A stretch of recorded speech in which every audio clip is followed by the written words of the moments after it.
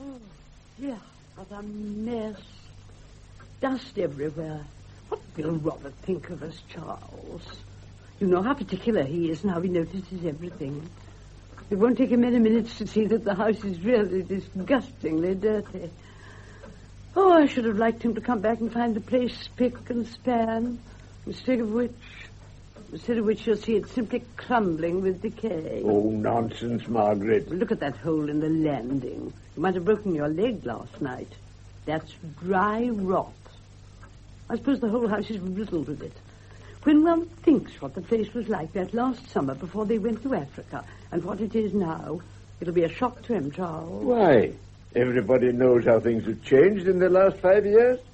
Well, I was looking at my hands this morning. Hideous lumps. Can't get any of my rings on.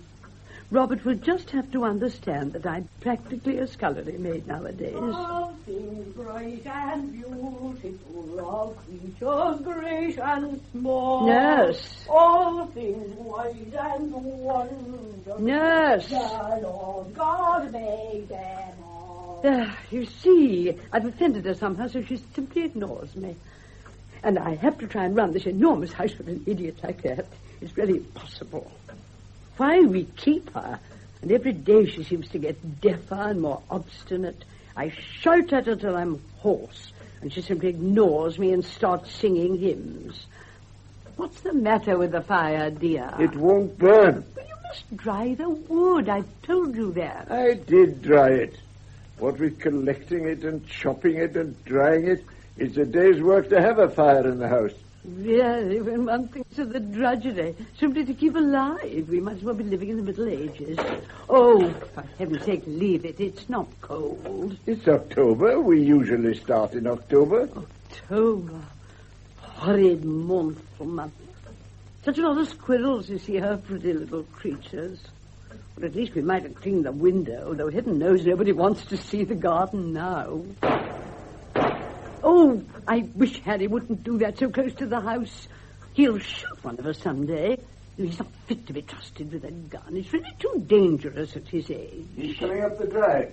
He's got a pigeon. I dare say. And who's going to pluck it? I suppose if I ask him to be a little more punctual and tidy while Robert and Elizabeth are here, he'll just tell me I'm fussy. Lady, what am I to do Oh, with this? listen to her shouting like a mad thing. It's worse than having a child in the house to look after. Lady! Yes, nurse, I'm coming. Of course, she's entirely forgotten what I told her to do. I get so tired of explaining, and then having to do it myself. Lady! I'm coming, nurse. See my pigeon, Charles? Let no one say I'm not useful about the house. Here's our dinner. Where's Margaret? She's upstairs getting the room ready. Oh, quite brisk out. I suggest a fire. They'll feel the cold coming from Nyasaland. The damn thing won't burn. You want to dry the wood, my dear fellow. Fancy seeing Robert again. How long is it? About 5 years. Well, it'll be great fun. If we could get hold of that young scamp Frank, the party would be complete. Both the prodigal sons home again. I think Margaret will have all she can manage without Frank. Oh, poor old Margaret. Bless my soul, what does it matter? Let them all come, I say. But she worries too much, that's her trouble. In my opinion, we should all lead the simple life. Bread and cheese and eggs and things like that. But Margaret worries. She becomes apoplectic over trifles. You must have noticed it yourself. Yes. Incidentally, did you see who died last night? Peacefully at his home at Braceridge? What? Not Piggy Payton? Yes, Piggy. Oh. I can't help laughing, Charles, when I remember how he used to boast of his cold bath and his beastly exercise. Only 78, too. Younger than me. I must get Margaret to put some buttons on these trousers. Margaret! She's upstairs. Oh, well, she can do it later. I must go and get the weather book. Charles, Yes? did you remember to see Mrs. Timms yesterday? Yes, she can't come. She's got rheumatism. Oh, how hopeless they are, these people. Didn't you tell her that our son and his wife are coming home from Africa? Yes, I did, dear. I did. I suppose I must go down on my knees and scrub the floors myself. No, my dear. Leave the floors. I can't leave the floors, Charles. We can't live in a pigsty. Oh, look, how disgusting. It's only Harry's pigeon. Well, I suppose I should be grateful he didn't put it on the sofa. He never thinks how much extra work his untidiness means. He just behaves as if we had a dozen servants in the house, all ready to clear up after him. Max 51, Min 44. Max 51. Harry, is that the place for a pigeon? Oh. Sorry, Margaret, I just forgot. Harry, dear, while Robert and his wife are here, I must ask you to try and be a little more punctual and tidy. You see, forgetfulness gives me so much more work to do, Harry. And as it is, I really don't know how I'm going to get through it. So you will try, dear, won't you? Oh, my dear, of course. And if you want me to do anything, just say the word. Any drawing of water or hewing of wood, why, count on me, my dear. What did I say the maximum was? I thought it was 54. 51. Are you sure? I thought it was 54. Yes. Take that pigeon to the larder, please. Eh? That pigeon, take it to the larder. You know I don't like touching feathers, my lady. Oh, nurse, don't be such a damned old fool. And don't you call me names, Mr. Harry, please. Well, you are a damned old fool. Don't like touching feathers, indeed. Here, take it. Oh, no, I can't touch it, Mr. Harry. I should faint dead on the floor. Nonsense, you silly old woman. Here. Oh, Mr. Harry, don't, Mr. Harry. Oh, Harry, dear, for goodness sake. Just a poor, harmless little birdie. Oh, no, don't let him, Mr. Harry, don't. Harry, don't. No. Oh. Is one to do? How can I get through all the housework with a lunatic like that to help me? Really, Charles, this house, it makes me feel quite desperate. Well, dear, you mustn't worry. That's all anyone ever says to me. You mustn't worry. How would we eat? How would anything ever get done unless I worried? Nobody realizes what it means to try and run a huge barracks of a house like this and keep it reasonably tidy and clean. Nobody understands. Endless work, shoutings at nurse, petty little annoyances. You know, I feel quite worn out with it. My dear, please. Poor old nurse. She gets crazier every day like the rest of us. Where did I put my weather book? You're sure it was 51? Yes. Max 51. Min 44. Rain nil. Wind south west fine. Well, why do I keep this book, eh? I mean, what earthly interest is it to anyone? I suppose one could look up the weather last year and compare it, so to speak. Yeah, that's true. And if one didn't do this, one would have to do something else. Have I met Robert's wife? Of course you have. Don't you remember? What's she like?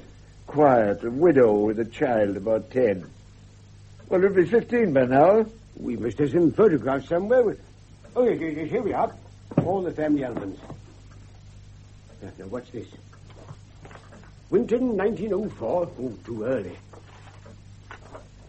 Oh, I say, look, Charles. Robert's christening. Oh, I remember it as clear as if it were yesterday. Look at Margaret. She's simply radiant, simply beautiful. Oh, she ought to see this. Margaret! Oh, better leave her alone. She's busy. Oh, damn it, she's always busy. I say, what a party that was, eh? Champagne and all the fun in the world. And you and I and Ronnie Fraser went out and shot the snipe bog before breakfast. And there was ice on it, do you remember? And we went plunging into it, damn near frozen to death, and the snipe were whistling about all round us, and the sun coming up in the frosty air, and the grass is white. Beautiful, beautiful morning.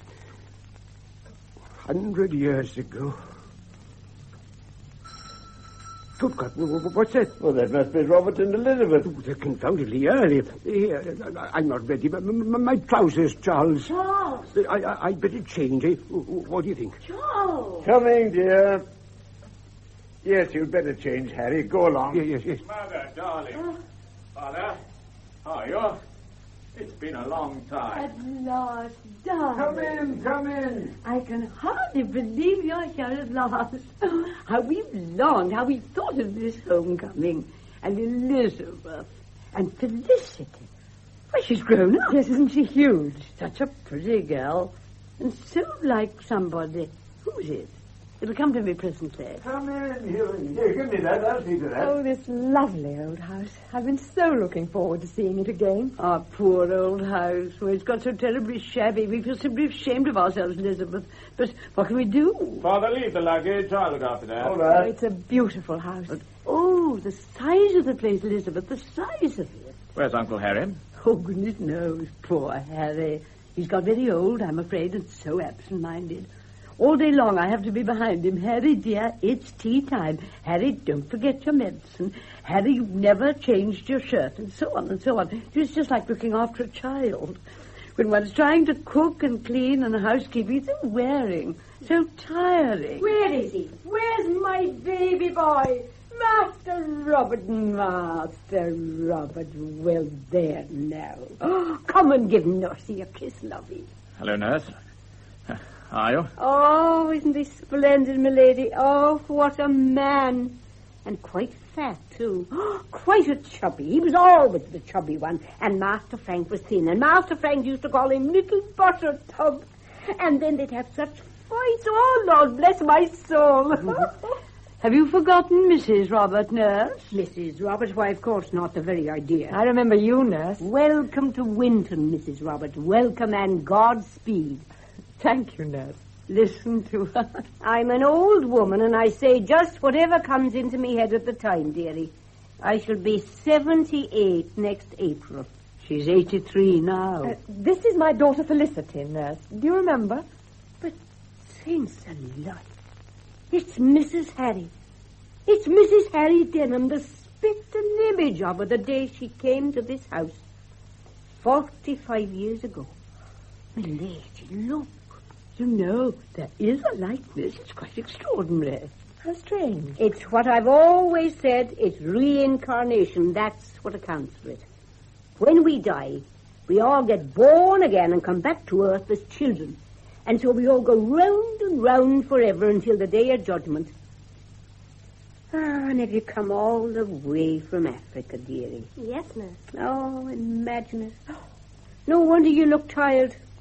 I'll go right away and make you a nice cup of cocoa. Oh, please don't bother, nurse. I'm not a bit tired. You can't stop her, my dear. She makes cocoa all day long. She sings hymns and makes cocoa till I nearly go off my head. But what can one do? She's a faithful old soul. Yes, but she can't be much help to you. Really, it's about time the old thing was pensioned off, Mother. Now, if you had one really efficient cook-housekeeper... My dear boy, it's out of the question. Who'll come to a huge old-fashioned place like this, miles out in the country, to look after 3 old dodderers like us? Ah, well, now we come to the root of the matter, Mother. It's this house. The fact is, of course, it's simply absurd you're trying to keep this place any longer. Elizabeth and I are both agreed about that. It's sheer drudgery for you. Of course, it's a lovely place. No, it was. Oh, don't, Robert. It breaks my heart to see it gradually falling to wreck and ruin. Everything rusts or rots for want of paint. The roof leaks. There's dried rot in the staircase. And only yesterday a window on the 2nd floor fell right out of its hinges when I went to open it. And look at the garden. A wilderness. Nettles and creepers and convolvulus wherever you look. And everything choked and swamped and overgrown with weeds. Desolation. Before the war, we could afford to pay a gardener, but now the stupidest oaf asks £300 a year. I mean, a man not fit to plant cabbages. What can one do? Yes, from what little I've seen of England since we've been home, I'm simply horrified at the state of things. Money appears to have no value. The working class think of nothing but working a 5-day week for ridiculous wages. How long the country will be able to afford it, I don't know. Sorry about that wretched fire. The damn wood won't burn. Wouldn't you like to come up and see your room, Elizabeth? Yes, thank you. I only hope you won't be too uncomfortable. I put Felicity next door to you. Yes, you go up, dear, while I have a chat with Father. All right. Once upon a time, Elizabeth, your room used to have the nicest view in the house, looking right down the avenue and across to the lake. But now you can barely see the lake, but it's bright and rhododendron. Well, Father, how's everything? What news? Oh, much the same, you know. Mm-hmm. Of course, your mother and I aren't getting any younger, but there it is. We get along somehow. Sit down there by the fire. Not that there's much warmth to it. Yes. But I must say the old place is looking a bit the worse for wear. I had no idea things had got quite so out of hand. Why, you can hardly get up the drive. Things have changed in the last 5 years. And the fact is that this house is far too big for you, Father. It's really becoming impossible. Yeah. Have a cigarette. There's a box somewhere.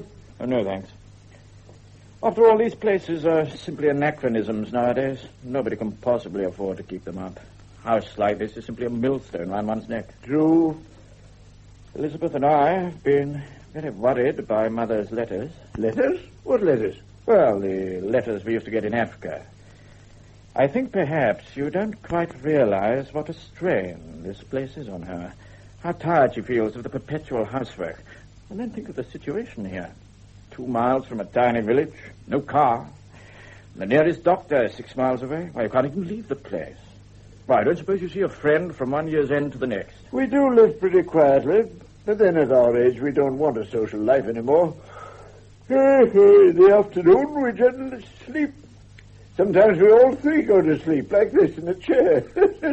Joyful and triumphant, come ye to Bethlehem. Cocoa, my lady, cocoa, cocoa. All right, nurse. Now drink it while it's hot, or it loses its value. Sing choirs of angels, singing angels. Poor old nurse, mad as a coot. And that's another thing, Father. Old Nurse is a charity that you can hardly afford. No, I suppose we can't. Perhaps while you're here, it's rather difficult to get rid of her. But if you decided to leave this place and take something smaller and more convenient, well, that would be a good opportunity. Leave this place? You mean sell it? Yes. And as it happens, I think I've got a buyer for it. A friend of mine in Whitehall was telling me that the Ministry of Agriculture are looking for a big place in this part of the world to turn into a kind of technical college for young farmers. Good Lord. He was extremely interested when I told him about this place. Extremely interested. As a matter of fact, it's a chance in 1,000, Father. It seems to me absolutely providential. They'd give you a fair price and take the whole thing off your hands, lock, stock, and barrel. They would, eh? After all, it doesn't really matter to you what the place becomes, does it? It doesn't do to be stupidly sentimental about these things. And actually, I'm absolutely convinced that you'd all three be much, much happier in a small house in Salisbury or Cheltenham or Bath. I don't like Bath. Well, I just said Bath anyway, of course. One always seems to be walking uphill in Bath. Well, don't go there then. I just mentioned it as a possibility. I see. Cup of cocoa? No, thank you. We've rather got into the cocoa habit. Nurse likes making it, so we drink it. I hope you don't think I'm interfering, Father. Oh, good gracious, no. Perhaps I'm quite wrong in thinking that you're not entirely happy here. If I am, please say so. But the impression I got from Mother's letters was that you all felt the house was far too big for you. Now just think how much better off you'd be in a small, labor-saving place on the outskirts of some pleasant town. Outskirts? Why the outskirts? Well, right in the middle, if you like, of course. Well, you said outskirts. And I need hardly tell you that the kitchen is right to the other end of the house. The miles one walks in this house. Often at the end of the day, my ankles are so swollen and my feet so sore, I can hardly hobble upstairs to bed. It's dreadful. Time and again I ask myself, what pleasure is there in such a life? I mean, what's the point of it all? Have some cocoa, Elizabeth? No, thank you, Father. I must say I entirely agree with Mother. And if you'll only let me, I think I can sell this house for you almost immediately. My dear boy, who would buy such a hopeless white elephant? Oh, but I've just been telling Father. The Ministry of Agriculture are extremely interested. All I need to do is to put a call through to London, and they'll send a man down to look over it at once. Robert, really? Yes, of course. If you'll say the word, I'll do the rest. If you'll let me take charge, I'll guarantee to have you settled in a comfortable little house by Christmas. Oh, Robert, if only you could. We need help so badly. Naturally, I didn't expect that you'd make the effort to move without help. one gets into a rut. One does. How well you understand, dear. Oh, what a relief it would be. What a joy. Charles, do you hear? Yes. We must have a serious talk about it. Of course, there are various considerations. Naturally, but... He means Harry. What would Harry say? I hardly see why Uncle Harry should raise any objections, after Didn't all. his wife die here? Yes, that's quite right. Nearly 40 years ago. Wasn't she same. quite young? 25. So beautiful. So beautiful. I remember her skating here one Christmas just a month before she died. She wore a red dress with a white fur muff and a white fur cap. She skated so gracefully, and we all laughed at Harry because he couldn't catch her. I remember him standing in the middle of the lake, quite exhausted, and shouting, "Penny, you witch, come here, come here." Yes, he always called her Penny. Poor Penelope. I never passed the lake without thinking of her. Yes. All the same, one has to be reasonable. I'm sure your father and mother will want to talk it over quietly by themselves, Robert. Well, naturally. That's obvious, Elizabeth. In the meantime, let's talk of something more amusing than our domestic worries. How was Nyasaland when you left? Yes, I've been longing to hear all about your work, dear. No cocoa, Elizabeth? No, thank you. I asked you to look at the amount of cocoa that idiot nurse has made, about 2 gallons. It's waste. Charles, I say, Charles, the most extraordinary Do thing. be careful, Harry. I told you not to run downstairs, dear. Be so impulsive, Elizabeth. No, I'm not. You're always fussing, Margaret. So you're Robert's wife, are you? Well, how are you? To be absolutely candid, I shouldn't have known you from Adam. Have I changed so much? No, you haven't, my dear, but I have. The memory, atrophied. We're all abominably old, you know. No use for anything. But Robert's aged a bit, hasn't he? Silver threads among the gold, eh? He's changed a bit from these photographs. Look, here he is, aged 2 months or thereabouts. And that handsome gentleman is me. And look, there's Charles with his beautiful moustache, and Margaret looking simply wonderful. How lovely. Isn't it? Taken at the church door after the christening. Look, Margaret, do you remember? Harry, dear, you know how I hate old photographs. Do put them away. Hate them? Oh, my dear, don't be ridiculous. Well, I do hate them. They remind me of the good days that are gone, when one was young and happy and without cares. And the less I think about them, the better. They only make me want to cry. No, my dear, no. Do put them away. Yeah, of course. That's as you say, my dear. By the way, Frank told me he was trying to get down for a few days. Thank you. How splendid. Oh, I do hope he can come. We haven't seen him for weeks. What's the rascal up to these days? I gathered he was a personal assistant to some company director. Another job, eh? How the devil you managed to produce 2 sons as different as Robert and Frank, I'm damned if I know, Margaret. Here's old Robert, never lifts his nose from the grindstone, the backbone of the colonial service and all the rest of it. And Frankie, the scoundrel who never holds any job for a couple of years. That's not quite fair, Harry. Frank's been very unlucky. Unlucky? Of course, he can't do wrong in your eyes. Doesn't he know it, too? Oh, if only he'd married the right sort of woman. But the right sort of woman would have had more sense than to marry him. The eternal butterfly. That's Frankie. Shh. Listen. What is it? I keep hearing noises. Oh, you know what it is, dear. Blood pressure. You must be more particular about your medicine. You see? Well, that's the state I've got into now. I hear noises that aren't there. Just a sort of amiable lunatic. I ought to be in a home. Nonsense, dear. Oh, it's a nice thing, I can tell you, to walk about hearing noises. Oh, let's all have a glass of sherry. Oh, yes, we must celebrate the homecoming. Not me. Bad for me. Oh, 1 glass, dear. Well, if you're not all frightened that I shall start having hallucinations, you'd better pour it for me, Charles. Now, when I was Robert's age... how old are you, Robert? 43. 43. Well, when I was 43, I... What were we talking about? Sherry, Elizabeth? Thank you, Father. Margaret? Harry? Well, Robert, Elizabeth, here's welcoming you home. Indeed, yes. And here is a satisfactory solution to all your troubles. Our troubles? What troubles? Felicity! Is she upstairs?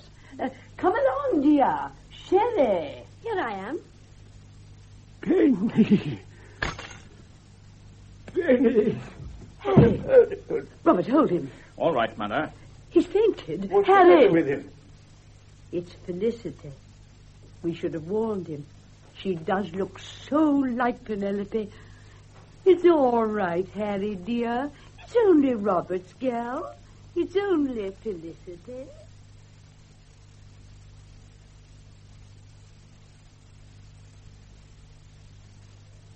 Oh, what a joy to have someone quick and sensible in the kitchen instead of that old fool nurse.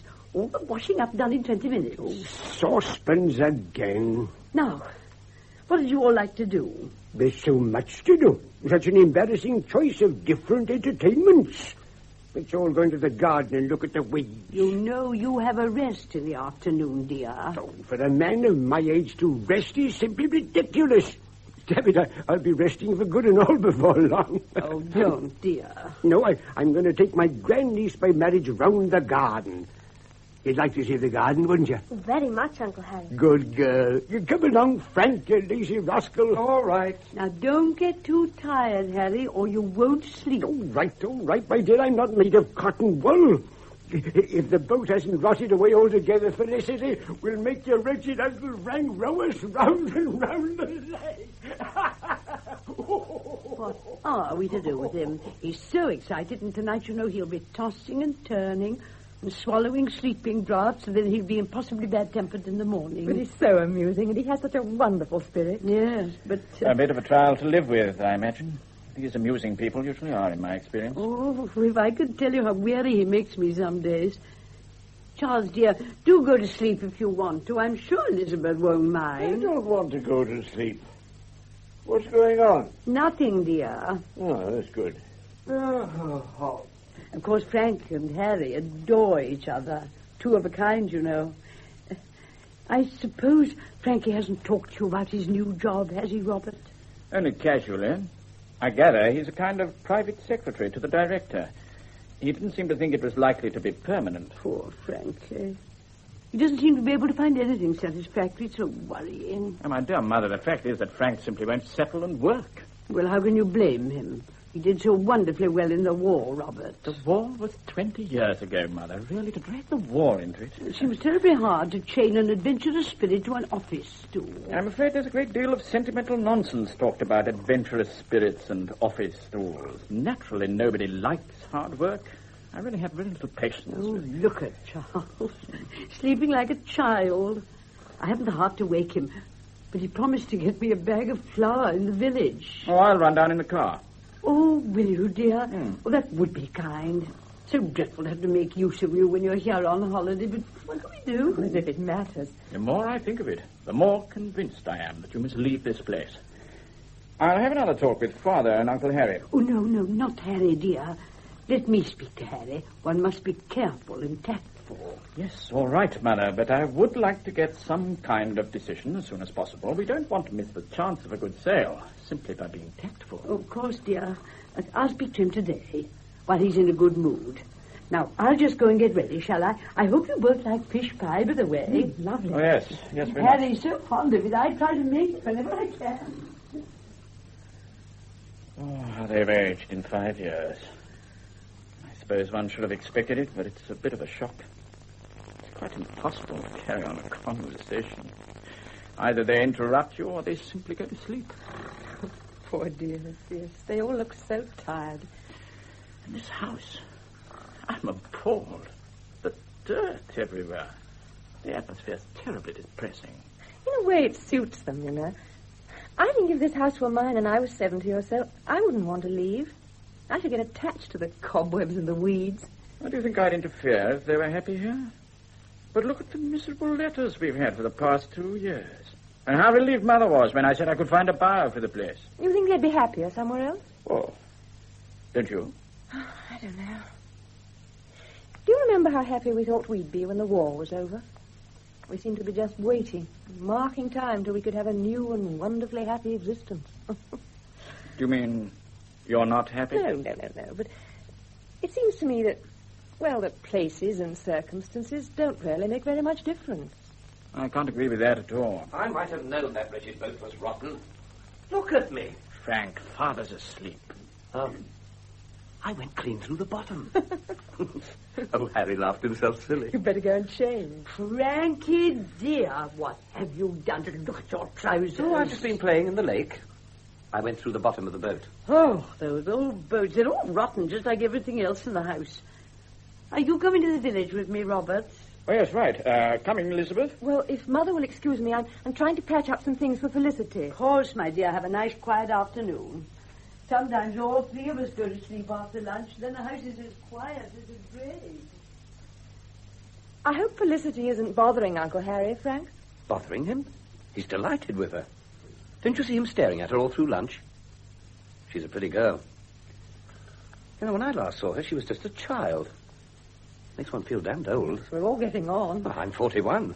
Going grey, too. Grey? Yeah, look. Just round the ears. Robert said to me this morning, you know, you'll have to think seriously of settling down in some permanent job. At your age, he said, one can't go on chopping and changing. Oh, I can hear him. Well, of course, he's perfectly right. In the business world, one wants to get in at the bottom and move steadily upwards. Like yeast. Unfortunately, that's a very boring process. Anyway, I'm not married. No responsibilities. You could remedy that. You ought to. You've forgotten, have you? Forgotten? What? Something I told you 12 years ago, when you were a merry widow. It's you or no one, I said. Oh, Frankie. One says those things when one's young. Now, you had a child and wanted security, of course. Well, you got it, Lizzie. Lizzie. Don't let Robert hear you call me that. He hates it. Does he now? I like it. Lizzie. Lizzie. Oh, damnation, take it. What was that? Oh, nothing, Father. I was getting busy. Lizzie, I could have worked, you know. Oh, I don't say I would have done as well as old Robert, but honest to God, we wouldn't have starved. Frankie, dear, what's the good? Well, give me an incentive. Give me a reason, or I'd have sat in a blasted office as good as gold. You'll never believe this, of course. But I still love you. Frankie, don't. Oh, Lizzie. What the devil have you done? Frankie, please. Thank you. What are you doing? No, nothing, Father. Elizabeth and I are just gossiping about old times. Oh, my good Lord, listen to that fool of a nurse. That's because she's excited. Nurse, shut up! Oh, don't stop her. Come on, Lizzie. Let's dance. Don't, Frank. Don't be a Come fool. on, come on. Ta-dum, ta-dum, ta-dum, Frank, let go. What's this? What's going on? I say, look at your mother, Felicity. Frank, you're a fool. Oh, a tea dance. Oh, splendid. Now tea, everybody ready for tea. Oh, don't be an old fool. We've only just had lunch. Tea it shall be in 20 minutes, and I'm as good as my word. I bet you've never been in a madhouse like this before, Felicity. This is something special, I can tell you. I'm going to change. Well, I suppose I must get some more firewood. For goodness sake, stop nurse making tea, somebody. It's only 3:30. Shall I go and see what she's doing? I wish you would. She gets so excited and then one doesn't know what to expect. Felicity, you're not worrying Uncle Harry, are you, dear? You know, he usually rests in the afternoon, don't you, Uncle Harry? Oh, that's only because there's nothing else to do. I don't want to rest. I feel full of energy. Oh, good. Then I'll just go and see Nurse. What a boy your Uncle Frank is, eh? Oh, what a rascal. But he does us all good. He cheers us all up. He was a pilot, wasn't he? Bombers, 34 raids on Germany. I went up in an aeroplane once. I was sick over Aden. Very good place to be sick over, I should say. Have you been to Africa, Uncle Harry? India, Africa, China, North America, South America, been everywhere. What were you doing? Doing? I don't know. We're just traveling about. Those days, you know, you could buy a ticket and go where you wanted. 40 years ago, that was. Just after my wife died. I see. She died here, in this house, in January. So then I went away for a year or two. Then I came back. I see. You'll be sad to leave this house, then? Leave this house? Bless you, I shan't leave this house. Not until I leave the world, that is. Oh, what will I want to leave it for? Oh, I don't know. Only I thought I heard Father say... something. Of course, it's a wonderful old house. It is. It's a proper house. Not one of your miserable modern biscuit tins. Every stick and stone in this old place has its own story for me. I can walk round it and see my whole life in its walls and buildings and pictures and trees and paths. I'm sleeping in the same room now as I slept in when I was a schoolboy home from Eton. Sometimes when I wake in the morning and see the same furniture, the same pictures, I lie in bed thinking, what, still here? Still alive? Am I 8? Am I 18? Am I 80? Am I 180? Can't quite imagine what it's like to be so old. Of course you can't, my dear girl. Just look at this hand of yours. Soft and smooth as anything. Then look at mine. All bones and wrinkles like an old bird's claw. And yet, once it didn't look so very different from yours. Not as pretty, of course, and never as clean, but something like it all the same. It takes some swallowing, isn't it? Oh, it must be sad to be old. Sad? The young think so, but the old are too tired to worry about it much.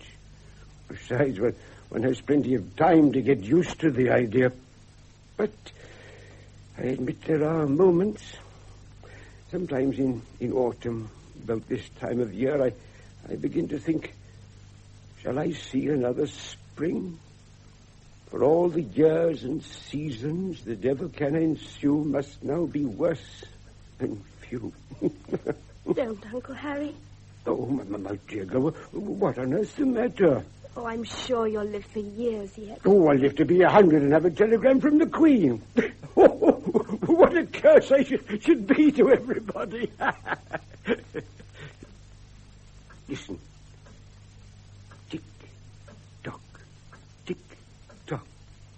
It's the old clock. Do you hear it? Yes. It isn't very loud when it stops. I know it once. Oh, I love this house. I could live here all my life. Aha, I'll hide you in the secret passage. Is there a secret passage? Oh, you must show me. No, not a word. It's supposed to be unsafe, but that's all rubbish. But with you and me... Wouldn't you like to go to sleep? Yes, I wouldn't mind. Mark you, that was... As soon as I get off, that idiot nurse will come screaming in here. I'll keep her out of the way. Yes, a good girl. And you'll sit quietly and read, won't you? You won't hum, will you? Hum? We have to have the vicar to lunch sometimes. Perfect fool, of course. And after lunch he sits and hums like a blasted bee. Always keeps me awake. Thank you, my dear.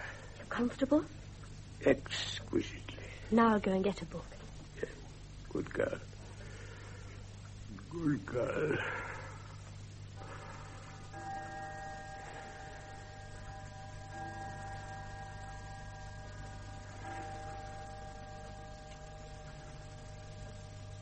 It should be interesting.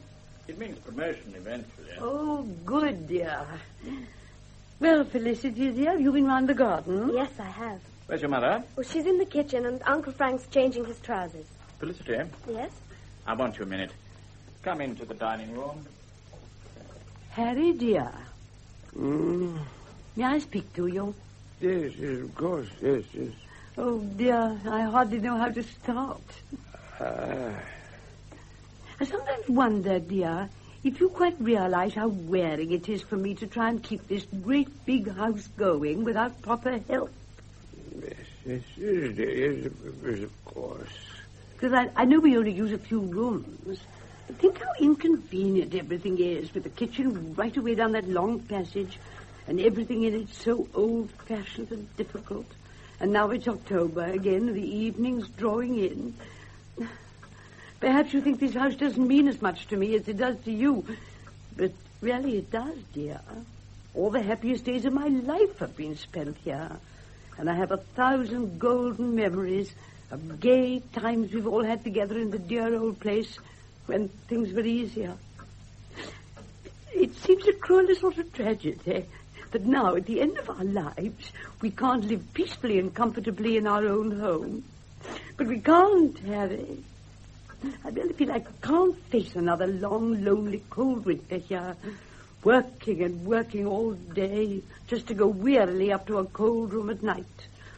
We're all of us getting too old, too frail. And remember, dear, others have had to sell, too. And after all, dear, as long as all three of us are together, as long as we face it cheerfully and bravely, I feel sure there may be years of happiness and security still in front of us. If I weren't all so tired and worried, I wouldn't snap at you so. And we'd all feel fresher and better tempered and more ready to laugh and enjoy what little of life remains to us. Harry. Yes. What is it? Tea already? Oh, Harry. But what's the matter? Were you saying something, Margaret? Damn it, I believe I dropped off to sleep. Yes, I believe I did. Right off to sleep.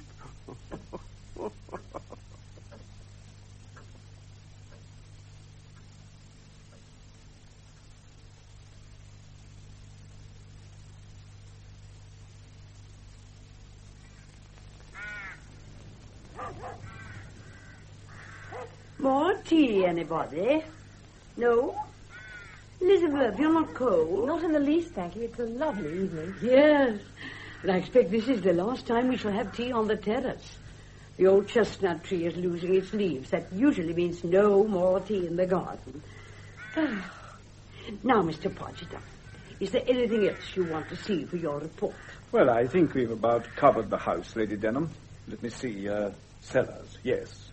Perhaps we could take a look at the outbuildings presently, if it's no trouble. Oh, none at all. As well as the stables, I believe you spoke of potting sheds. One with the roof missing. Blown off in a gale. Oh, that's really of no importance. The ministry naturally anticipated that a good deal would have to be spent on repairs and alterations. Oh, for instance, some of the larger bedrooms will have to be converted into cubicles. There's the central heating to be installed, and I dare say the lighting will have to be rewired. Well, then, naturally, we shall redecorate throughout. So, you see, the old place will get a thorough wash and brush up, Lady Denham. But that will cost thousands. Oh, yes, indeed. And how many students do you anticipate accommodating here at one time? Oh, 30 or 40. Then there'll be lecturers and staff, of course. Oh, but that's quite impossible, Mr. Podger. Where would they sleep? That's the object of the cubicles, Mother. Some of the larger rooms could easily accommodate 4. And with extra tables in the dining hall, 30 would be very comfortable. Crowded but jolly, as they say. 30? A bear garden. Surely we can allow Mr. Pargeter to know how many the place will hold. Oh, yes, of course, dear. I was only thinking. Oh, dear. I can't look at that herbaceous border without wanting to cry. Really, it used to be a picture. One feels positively ashamed now to invite anyone to look round such a desolation. Well, I very much hope that if you return here in a year or two's time, Lady Denham, you'll see the place partially restored to its former glory.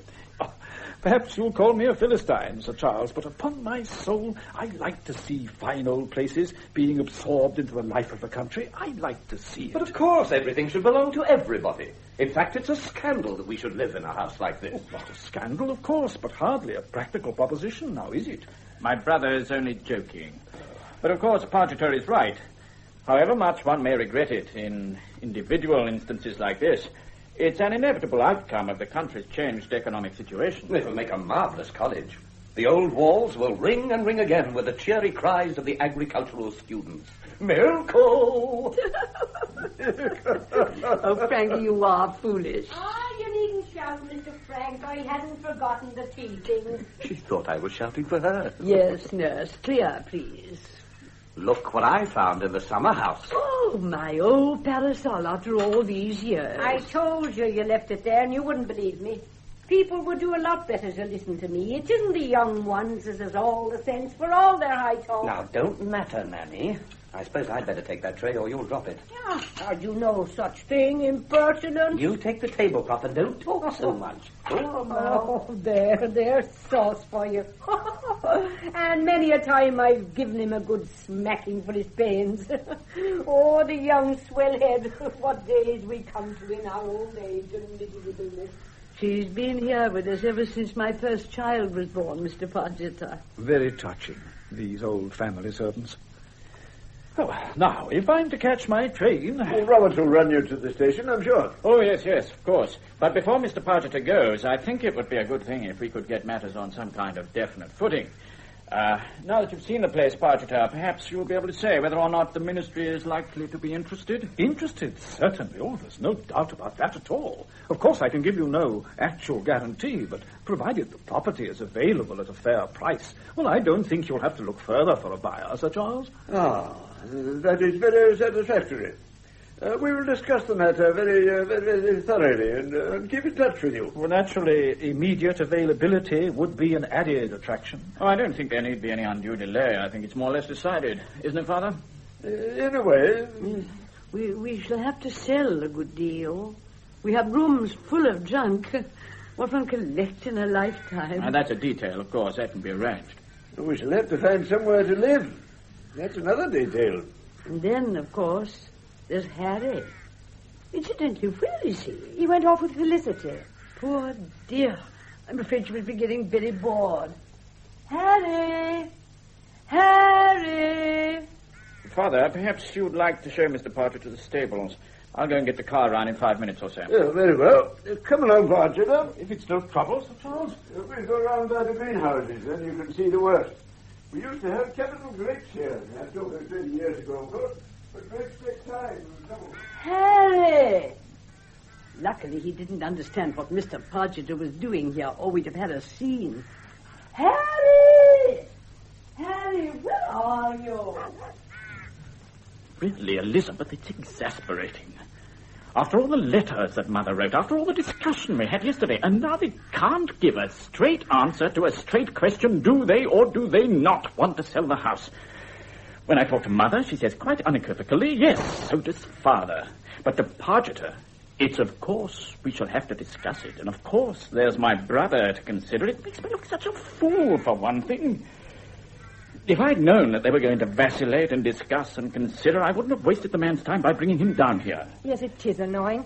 But I suppose it's hard for them to decide at their age to leave a house they've lived in for so many years. Well, very well, then, let them stay. What does it matter to me? But there, it's a lesson not to interfere. How much wiser to ignore the situation completely, like Frank, merely to be amusing and cynical. Heaven knows, I don't expect gratitude. But at least I'm genuinely attempting to help them. Whereas Frank... Well, of course, Frank has so much charm, hasn't he? He's much the same as he always was, I think. Women always find him attractive. You do, don't you? Well, I find him quite amusing. Yes, you laugh at his jokes so much. There's no harm in that, is there? No, there's no harm in it. But it makes me feel somehow inferior. Inferior? Oh, Robert, that's ridiculous. Possibly. But Frank has always made me feel like that. And yet which of us has worked? Which of us has made some sort of a success of his life? What's Frank done since the war except drift from one meaningless job into another? Yet I'm the one who's always made her feel a failure. I can assure you that no one else thinks you're a failure. No, it's simply that you and Frank have got quite different temperaments, that's all. Oh, you say that. But when you're talking to him, you look quite different. More animated, more cheerful. Younger, somehow. Well, in front of other people, one makes an effort that isn't necessary with one's husband. What's the matter, Robert? You've never talked like this before. This house, this whole situation gets on my nerves. This tumble-down beauty, this wilderness of a garden, this everlasting harping on what is past. Nothing irritates me more. It's like living in a badly kept museum. I'm very fond of my parents, as you know. But really to live with them, to endure so much vacillation and untidiness and loose thinking, I confess I find it almost intolerable. I suppose we all get queer as we get old. One must make allowances, darling. 5 years ago, one could carry on an adult conversation with them. Now it's necessary to make alliances. It seems to me that old age separates people from the adult world just as childhood does. You've tried very hard. You've nothing to reproach yourself with. They've let the ivy grow on that wall. It's beginning to pull it down. And there's so much creeper on the east side of the house that you can barely see the windows. Yes, Frank? Are you taking Pargeter to the station? Oh, yes. Well, he's fidgeting a bit. Well, there's plenty of time. What about driving into Salisbury and seeing a flick? I don't think I can stand another family evening by the fireside with Mother explaining how to make egg sauce without eggs. We could leave in about an hour and get a meal in Salisbury. Yes, perhaps. Wouldn't they think it rude? Oh, of course not. Give them a peaceful evening to themselves. We can take Felicity. Robert! Coming! Oh, I shan't go, Frank. But you take Elizabeth and Felicity by all means. It's quite a good idea. Coming, Mother. Can't let up for a minute, can he? They wouldn't mind being left for an evening, but not Robert. Oh, dear, no. However, we've got his imperial blessing, so we may as well go. 6:30 suit you? They usually have a decent sherry at the George. I'll phone them up and order a meal. No, I think I'd sooner not, Frank. Oh, now, don't be silly. Really, I'd sooner not. Why?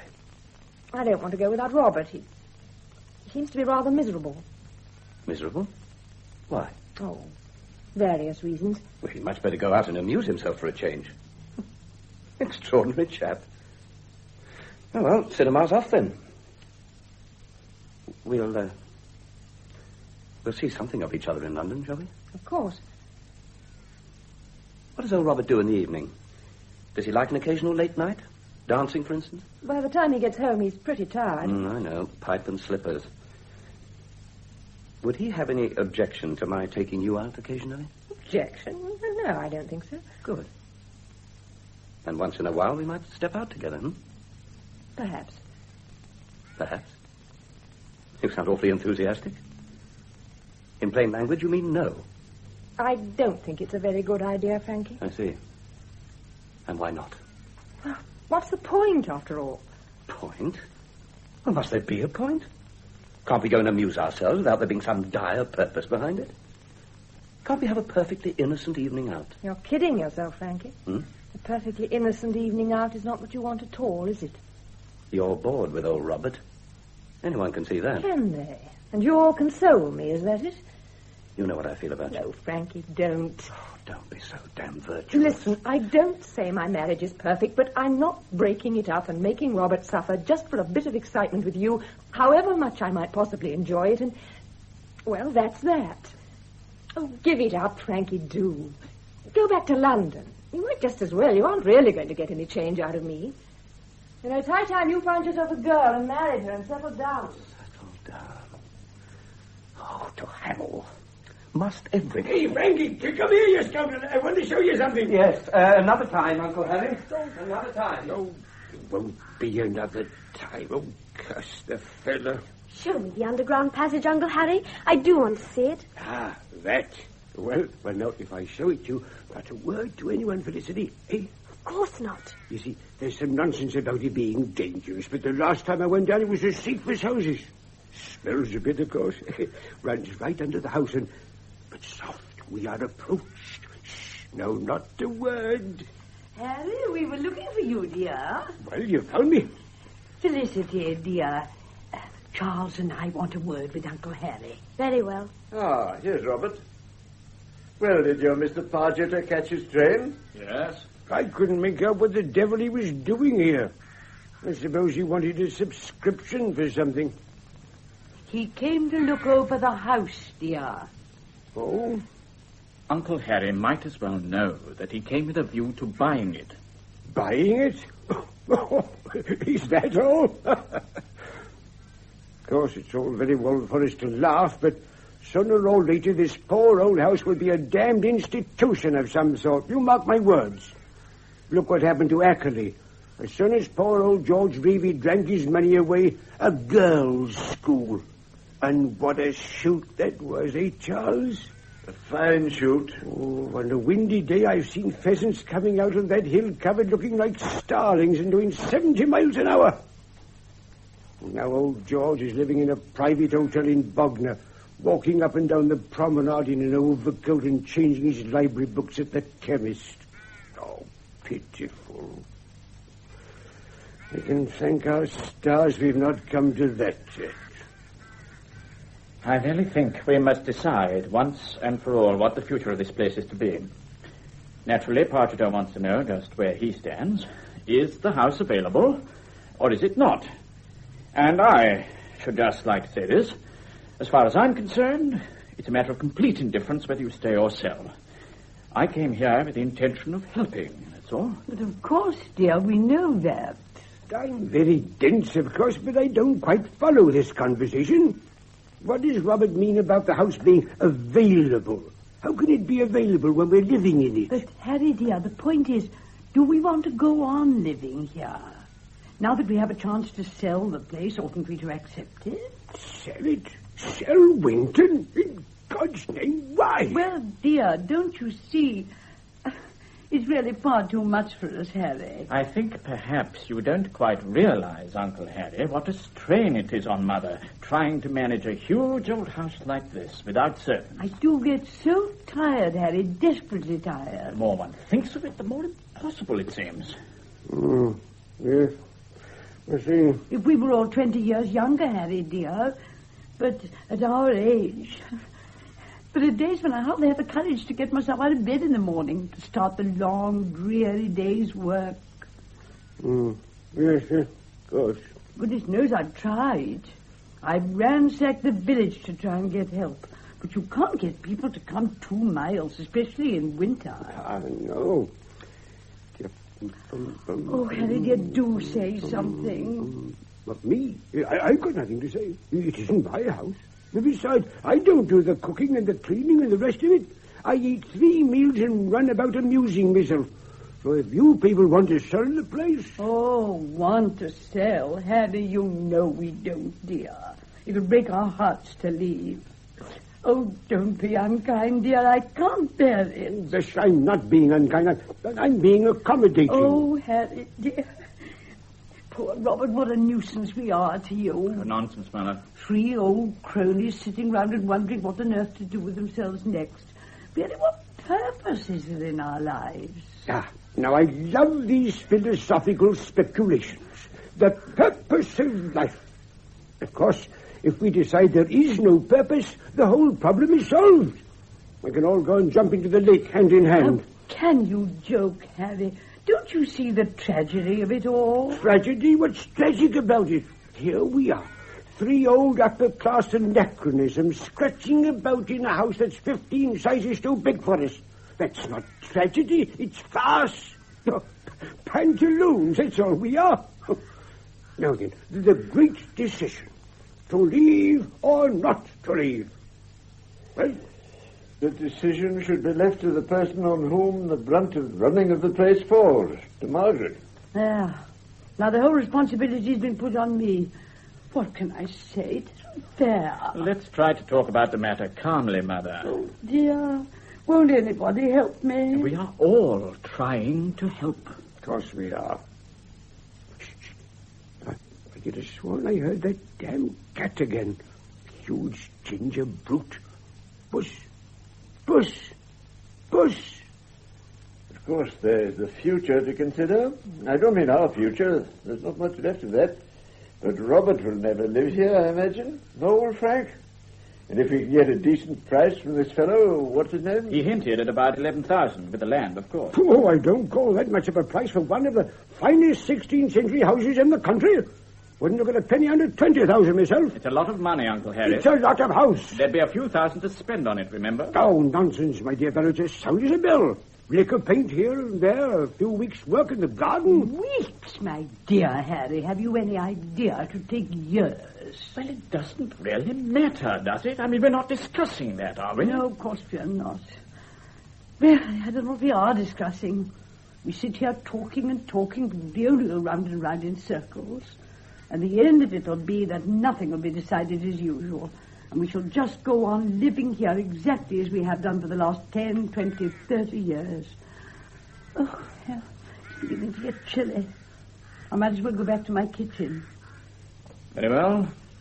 Then that's that. What? I must tell Pargeter that the house isn't available. I promised I'd give him an answer in 24 hours. Yes. Yes, of course, dear. Very well. Am I allowed to speak? Of course you are. Only do be quick, dear.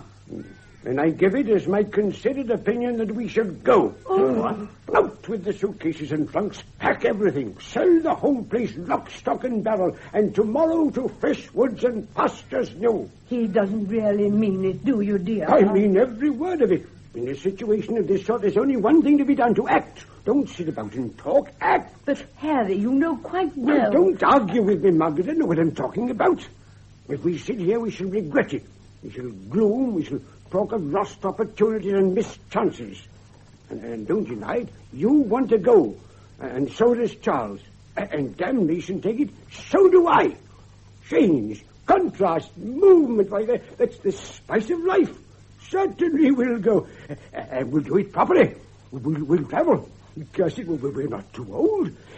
How about a trip to Rome, eh? Why not? Haven't I thrown my coin into the tradie? Imagine it, the Spanish steps, the sun, the brightness, the warmth, the music.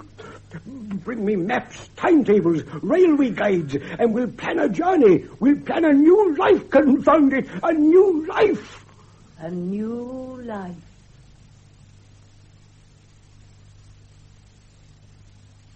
Robert! Yes, Mother, I'm coming. Just doing the labels. I finished my dressing case, dear. I'll fetch it in a minute. Mr. Robert, where's my trunk? I told you, nurse, it went to the station yesterday with the other heavy luggage. There, now I shall never see it again. Well, of course you will. You'll see it at the station in a quarter of an hour. That's as it may be. We shall see. It's all very well to be sure, but it's better to be safe. It couldn't possibly be safer. Fine word, butter no parsnip. Now, tell me frankly, Robert, do I look ridiculous in this hat? Oh, of course not. It's so strange to be dressing up for London again. I can't believe I'm seeing this old room for the last time. Can't realize it. A good, strong cup of cocoa before travelling is the best thing out, my lady. Why is it when one leaves a place that one remembers only the happy times one has spent in it? That's what my father used to say. If you were going off to be hanged, you'd be sorry to say goodbye to the condemned self. Do you suppose Uncle Harry's luggage is ready? Oh, I'm tired of trying to help poor Harry. He packs things, unpacks them, packs them again. It's best to leave him alone, dear. Yes, but he's only got about 10 minutes. However, we shall be here to clear up. We can forward anything he wants. And they picked up of the fragments that remain 12 baskets full. She keeps saying things like that this morning. Nurse, dear, I do hope you'll be all right. My sister will meet me at Charing Cross Station and take me to our home in Orpington. I'd better go and help Uncle Harry. Well, nurse, you'll be happy there. She'll look after you. I'll have nobody looking after me, my lady. The day I can't look after myself, I'll jump out of the window and have done with it. And I'll make that very clear, I can tell you. You've been so brave, nurse, so patient with us, so loyal, so trustworthy all these long years. I've never taken a thing, my lady, not so much as a lump of sugar. And let anyone say I have. Stupid and headstrong, that I may be. No, of course not. Oh, yes, I am. But God either gives you brains or he doesn't. And it's no use complaining. But nobody could have been a better, kinder friend to us. Nobody. I'm ashamed when I think how often I've spoken sharply and impatiently to you. If we could all swallow the hard words we've spoke, the world would be a happier place, my lady. Well, all ready, nurse? My sister will meet me at Charing Cross Station and take me to our home in Orpington. Good, capital. Well, it'll be a change for all of us, Change and decay and all around I see. Did you tell John to bring the car in plenty of time, Charles? Yes, I did. He couldn't believe we were leaving the place. Decent fellow, John. I remember when he was born. His mother was the baker's daughter and no better than she should have been. All our old friends in the village. It's a bit like leaving part of ourselves behind. What you want to leave for, I don't know. Flying about the country at your age, it's not right, my lady. I'm sure you don't mean to be impertinent, nurse, but don't say things like that. It's hurting. Sheer foolishness, if you ask me. No. I say what I think. It's a fault with me, I dare say. But when a thing's ridiculous, then ridiculous I call it. Harry! Harry! Well, surely he's ready by now. Here I am. Plenty of time. He can start for 10 minutes yet. And he forgot the old fox's mask. Are you taking that thing, dear? Well, of course. Haven't kept it for 40-odd years just to lose it now. Perhaps you'd like it stored, Uncle Harry. No, I wouldn't. I know it's silly, but there it is. This mask means something to me, and I'm taking it with me. Best day's hunting any man ever had in his life. The trouble is, it won't go in a suitcase. What the devil does that matter? I'll carry it. My weather book, too, I'm taking that. Harry, dear. In heaven's name, Margaret, why not? Confound it, I kept these records for 20 years and more. I'm damned if I'm stopping now. Very well, dear. Thank you. All this work we are giving you and Elizabeth Robert is really too bad. No, I don't mind in the least, Mother. I only hope you'll all be comfortable and feel that the trouble was worthwhile. I'm told it's an extremely comfortable hotel. They don't mind giving you breakfast in bed and that sort of thing. Quite used to dealing with octogenarian cripples, eh? Just the place for us. Anyway, it will certainly be a good rest for Mother, Uncle Harry. Yes, of course. Here's the lunch. I put it all in one basket. How kind of you, dear. But isn't there a restaurant car? Yes, dear, but it's usually very crowded. Well, if you don't mind me hiccuping for about 70 miles, you know what I'm like with sandwiches. We don't seem to be able to do the right thing today, do we? I'm just warning you, that's all. Well, you shall go along to the restaurant car, dear, and have the proper lunch. I shall eat sandwiches if they choke me. Harry, dear, do you think you've really got everything? Haven't the least idea. Shall I just run up and have a look round? If you would, dear. Aristocrats waiting for the tumbril. It's a far, far better rest I go to now than I have ever known. Nobody appreciates it, of course, but this is actually a historic moment. This is the fall of the House of Denham. There's been a Denham at Winton Manor since... When, Charles? Since 1572. Since 1572. And now we pass, unwept, unhonored, and unsung. Here we go, shuffling out of our inheritance with no more ceremony than if we were cattle being driven to the slaughterhouse. Oh, Harry, dear, now you'll only upset yourself. No, I shan't. Thank goodness I'm perfectly capable of looking at the thing objectively. It's a fine house. Solid, well-proportioned, light and spacious. We shall not look upon its like again. It was built in the days when Englishmen valued craftsmanship, when the shoddy, the pretentious, the ugly, the inferior would not have been tolerated. We should be proud to have lived here. Even if we have capitulated at last, we may, I suppose, be proud to have delayed its surrender to the barbarians. Lower the flag and let the enemy advance. Eyes look your last. Arms take your last embrace. Now look what you've done, Harry. And just before the taxi comes. It's all right, nurse. Mr. Harry was only talking. Everything passes. Everything passes away. Oh, nonsense, nurse. Things don't pass away at all. And if they do, it can't be helped. You talk as if you were the only person who was sad to leave. You might credit me with some feelings as well. Everything passes in time. Nurse, please. Surely we needn't have a scene now, need we? Sorry I spoke. Very sorry. Don't say another word. Fast falls the even time. Oh, shut up, nurse. Oh, there, now everybody's turning against me. No, they are not, nurse. Only do stop crying. I think I heard the taxi. No, nothing. He may come any minute, though. Mother, I found these dresses in one of the cupboards in Uncle Harry's room. I don't know if you'd like them all packed for storing. Oh, thank you, my dear. Yes, of course. Those were hers. I suppose it would be too much to suggest another case. Of course, we can take them if you want to, dear. We can, eh? No, A lot of trouble, though. A lot of silliness carrying old dresses about. I'll burn the lot. Burn them? Now? Now, at once. A bonfire. Would you like me in case the taxi comes? No, I'll do it myself. No one help. At least, you'll come. Hey, Felicity? You're the girl for a bonfire, aren't you? Yes, I'll come if you like, Uncle Harry. Good. Come along with me, then. Come on. We'll make a great fire.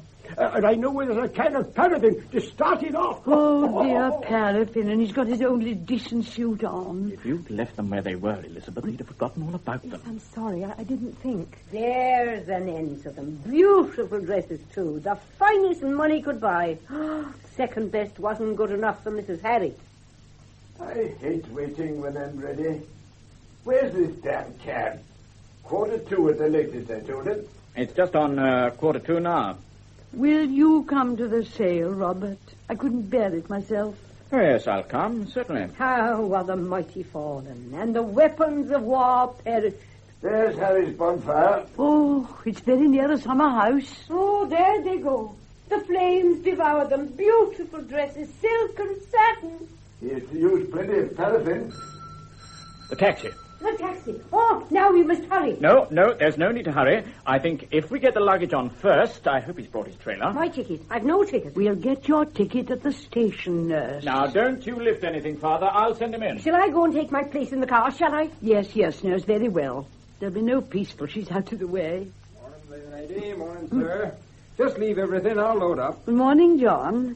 Is this the lot? Nothing upstairs? No, there's nothing upstairs. Right. I'll get these in easy. Margaret, have you got any silver? Where's Harry now? I'll run out and tell him. I'm so frightened Harry will give way at the last moment, and then I shan't be able to stop myself crying, too. No. Have you got any silver? I've only 2 sixpences. There'll be plenty of room. I think if you'll go out now, Mother.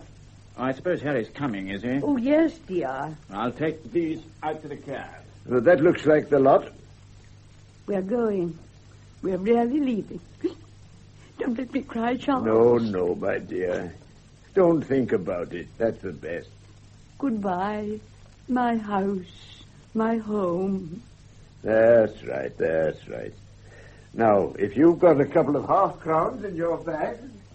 Uncle Harry, the taxi's here. Uncle Harry! Harry,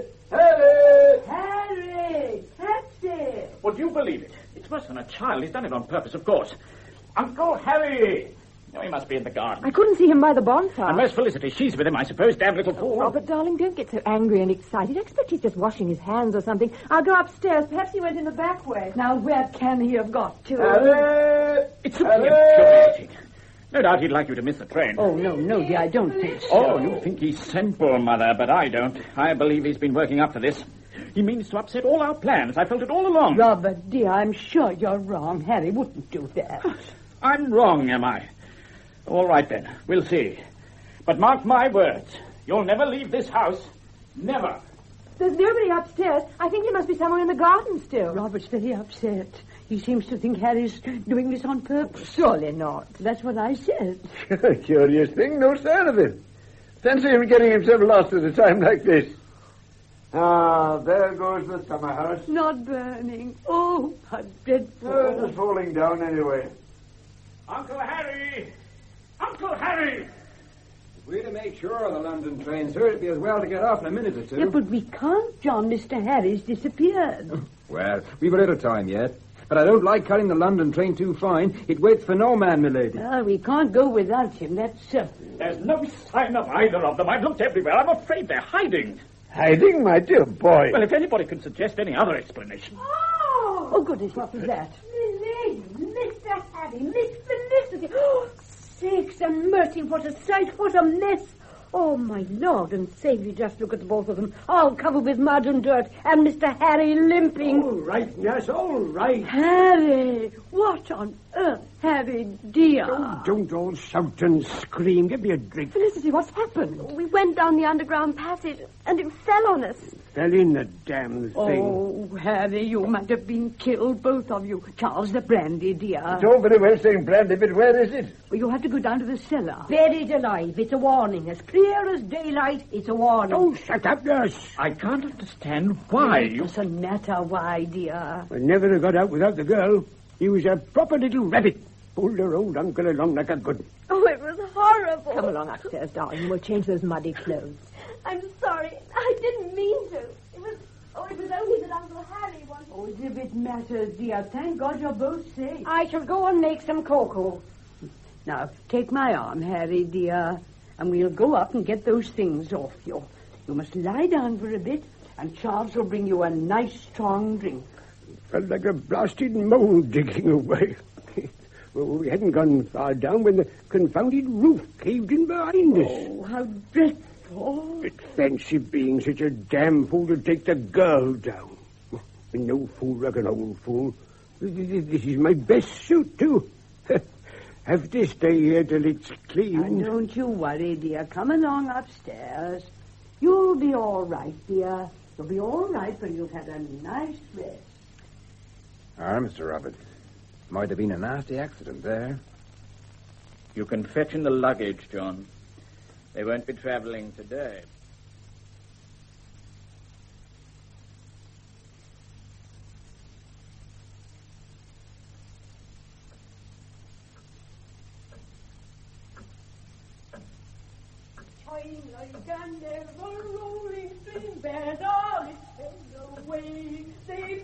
Nurse is singing again. Everybody's delighted, Elizabeth.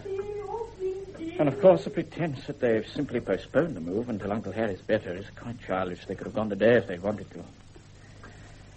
Last night, Father told me that, in view of the doubtful situation, Partaker had better regard this house as unavailable for the time being. In plain language, they mean to stay, and I've simply wasted my time. Yes, it's a shame. It really is. You've tried so hard. It's a curious thing, but I seem to go through life trying very hard and effecting very little. Just as if I don't work. You've always worked tremendously hard. And always been rather disliked. No. You know it's true. I've always been unpopular, just as I'm unpopular here in my own family. Sometimes wonder how it was you ever consented to marry me. Goodness, you're in a morbid mood this morning. Yes. I feel isolated from everyone. Everyone feels that sometimes. No relationship, however satisfactory, alters the fact that, well, a part of us always exists in solitude. Did you read that in some book?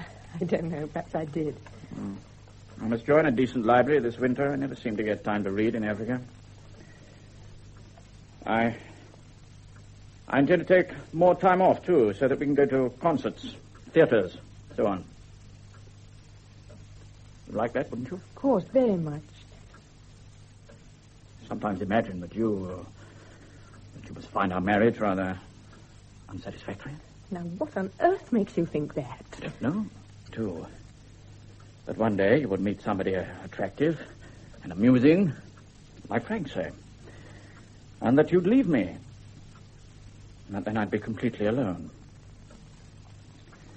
If that happened, I don't think I could go on living. It won't happen. But do you swear? Do you promise? Of course I do. Do you depend on me so much? I depend on you completely. How strange. It's a confession of weakness. Of love, too. It makes me happy. Well, that's something, I suppose. Got a stiff neck this morning. Too many drafts in this place. I'll rub it for you tonight, darling. Harry has been singing in his bath, which means he's quite recovered. But he will lie and boil himself, and the doctor particularly told him not to. Have you both had breakfast? Yes, thank you. Oh, what a joy to come down and find food already on the table. Oh, dear. Tomorrow morning, when you've gone, I shall be at it again. And soon it'll be dark in the morning, so weary and depressing. Still, one mustn't complain. I'll go and get you some fresh coffee, shall I? Will you, dear? Oh, thank you so much. Charles is just coming. You want to make an early start, I expect, Robert? Oh, yes. Yes, I'd like to get off fairly soon. It's Been very nice having you, Robert. Very nice indeed. By the way, I hope this man Parkinson won't be too upset about our decision. Pargeter. No, I'll go to him and explain things. Oh, yes, do. It's better than writing. Tell him that really we can't be hurried. I didn't think anyone was hurrying you, Mother. Oh, well, you know what I mean, dear. And after Harry's accident, we all felt it would be unwise. Perhaps later on. We'll see. And goodness knows, nobody dreads the long winter months here more than I do. I suppose we shall muddle along somehow. Here's some more coffee. Oh, thank you, dear. Morning, everybody. Morning. Good morning, Father. Robert's going to see Parkinson, dear. Oh, good. Give him our apologies and all the rest of it. Tell him we've decided to think things over. Next year, perhaps. Next year, he won't want it anyway. Well, somebody else will, probably. Somebody might like it as a lunatic asylum. There'll be 4 patients to start with. It was so good of you, Robert, dear, to have gone to all this trouble. I should think so. Very good. It's no trouble. I hope you don't think us ungrateful, dear. We know you meant it very kindly. Of course not. I'll just go and put the luggage on the car.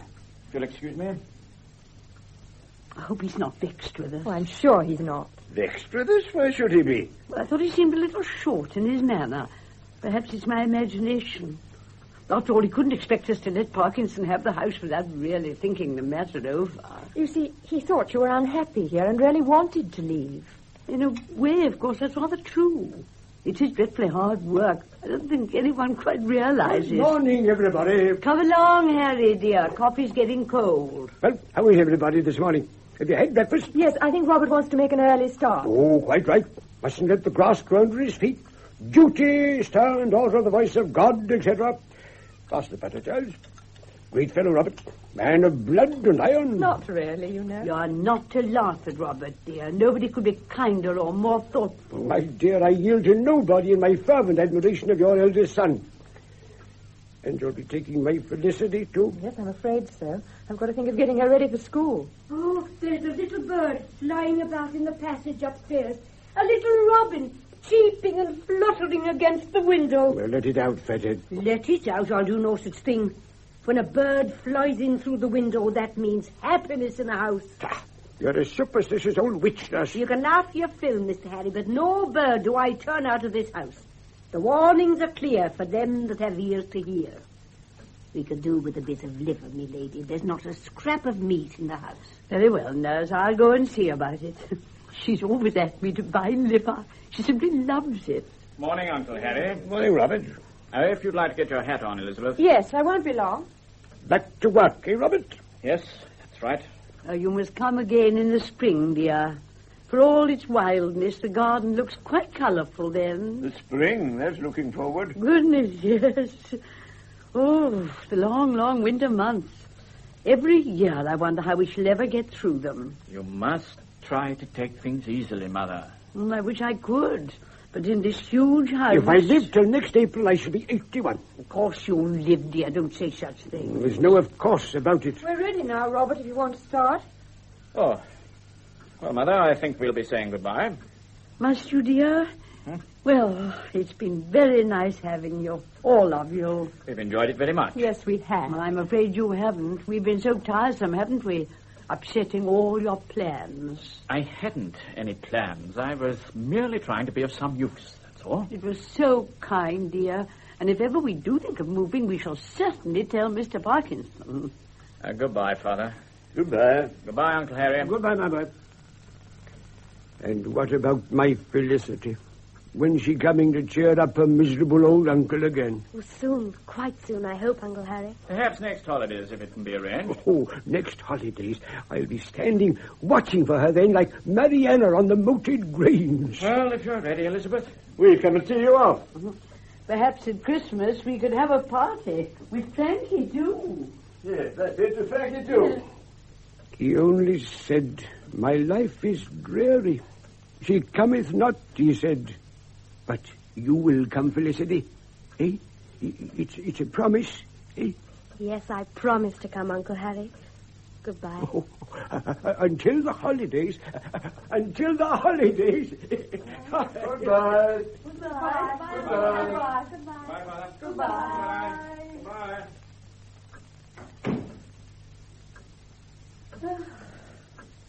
Yeah.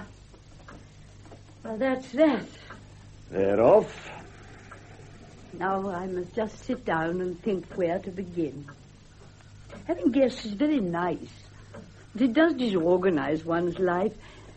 Nurse! We shall have to start fires again in the morning. Damn chilly. Ooh, winter. Nurse! I suppose she's making cocoa. Where's my weather book? Ah. Minimum 32. Yeah. What did I say? Frosts are going to start early, Bishop. Oh, don't. Felicity's a sweet child, but what an appetite. My Felicity. Oh, now I must get busy. I'll make you a list for the village, Charles. Yes, very well. And after lunch, I'll cut some wood. Yes, we must all get busy. The only thing. I never did like the autumn. Give to the boys October. Well, not to me, thank you. Dead leaves everywhere. Howling winds, most depressing time of the year. Gets in my confounded chest, too. Aren't you going to light the fire? Yes, I am. You know, we ought to go away for a change. Do us all good. Different food and different faces. Different conversations. Where, for instance? I don't know. London, Torquay, Bath, anywhere. Well, we must talk it over. That's it. We must talk it over.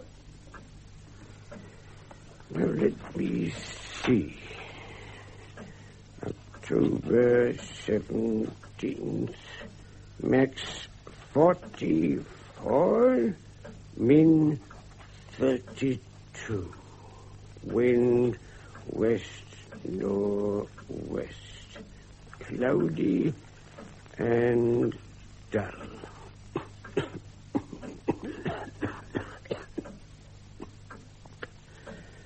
Oh, the little bird has flown right down the long passage and out of the window at the end. The little bird has flown.